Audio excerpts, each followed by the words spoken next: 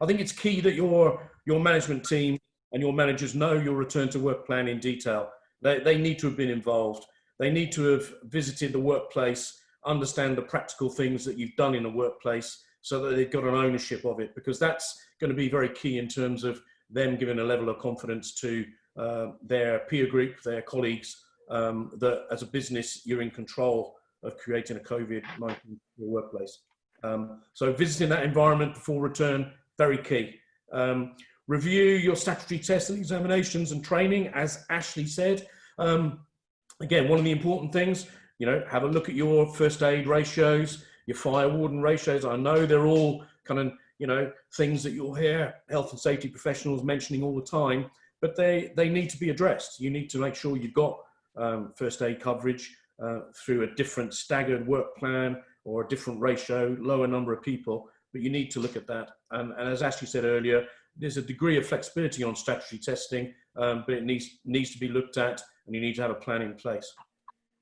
Something that a lot of businesses haven't got on their radar screen, however big or small, is the maintenance of the facilities, looking at the machines, and actually going through a pre-startup regime with an identified group of people, which again comes back to your plan, before you can actually open your business to work in whatever guise you've agreed. There may be essential maintenance. There may be machines that have been switched off for a number of months that can't just simply be switched on at the flick of a switch on a Monday morning when your team returns.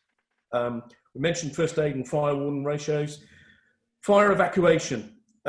There is no need to recognise social distancing in the event of an emergency. So if you're told that you need to review your fire risk assessment, in reality, you don't need to for social distancing. You may need to review your fire risk assessment because you've changed exit and entry points and you've changed your work activities. But in terms of your fire evacuation, if there's a fire, people don't need to file out with 2 meters between them. It would be unsafe to do that. And going back to what we said earlier, review, check, communicate, and adopt a very positive leadership style. Again, as Ashley said, it is about hearts and minds. And if we're going to return our businesses to kind of operation in whatever whatever that looks like, we need people on board and confident. And again, I always bring it back, something I've always done in my past life when I was in the founding industry. I try and bring it back to a personal level.